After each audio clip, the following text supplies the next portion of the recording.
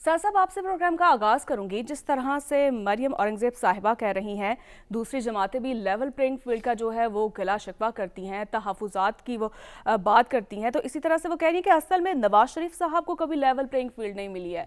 तो हमारी सियासी जमातें जो हैं गिले शिकवे कर रही हैं, तो तमाम जो हैं जमातें जो है वो किसको फिर लेवल प्लेइंग फील्ड मिल रही है? असल में ये मतलब क्या लिया जा रहा है लेवल प्लेइंग फील्ड का? देखिए, मुझे तो लेवल प्लेइंग फील्ड के बिल्कुल फ्रेज़ का कोई मतलब नहीं पता। अंग्रेज़ी में इसका क्या तर्जुमा है, ये तो मैं आपको शायद कुछ आपकी असिस्टेंस कर सकूं। लेकिन पाकिस्तान की सियासत में इसका क्या मतलब है जी। लेवल प्लेइंग फील्ड का? नवाज़ शरीफ साहब के लिए लेवल प्लेइंग फील्ड का क्या मतलब होगा और क्या होगा इस मुल्क में? तो नवाज़ शरीफ साहब को लेवल प्लेइंग फील्ड का एहसास होगा, ये तो मेरे लिए, मेरा ख्याल है मेरे लिए क्या किसी के लिए भी कहना नामुमकिन होगा।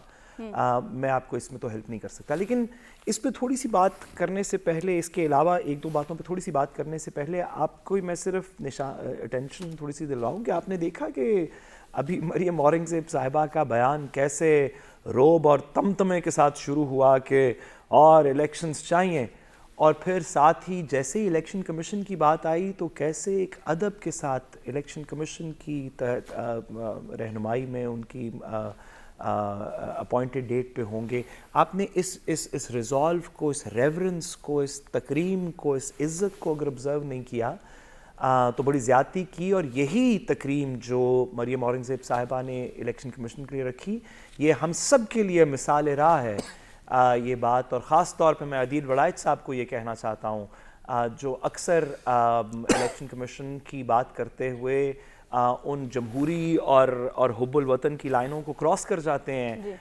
जो नहीं करनी चाहिए। कि आप मरियम औरंगज़ेब साहिबा से कुछ पूछें, कुछ सीखें, और मेहरबानी करके कोई नहा धो के अच्छे कपड़े पहन के खुशबू लगा के तो साहब इज्जत अच्छी से बात हाथ नहीं है, मांग वो के फिर अदब से इलेक्शन बात कमीशन कर का रही नाम हैं लिया ऐसे करें। कि वो ऐसे ना करें। जी जी अदब के साथ बात करिए, तो अच्छी बात नहीं है।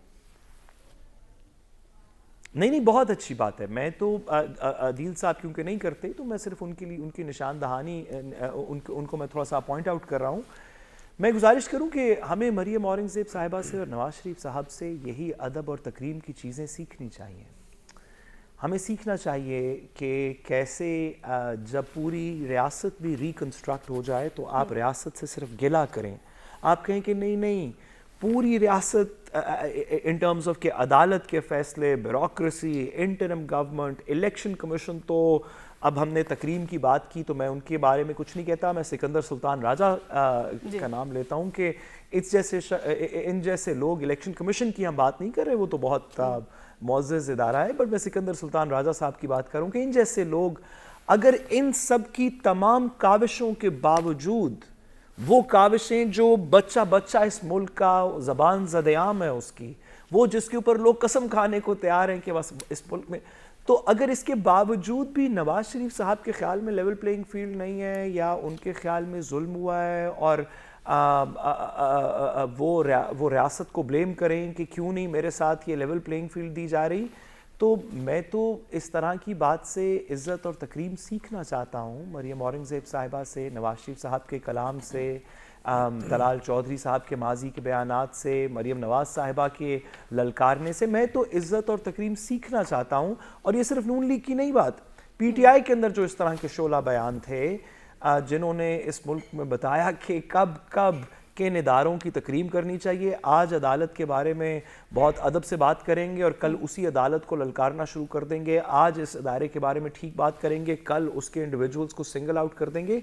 हम तो इन तमाम पॉलिटिशियन से तकरीम सीखना चाहते हैं। मुझे बड़ी खुशी हुई कि मरियम साहिबा की ज़बान में इलेक्शन कमीशन के लिए आजकल सबसे ज़्यादा मोहब्बत।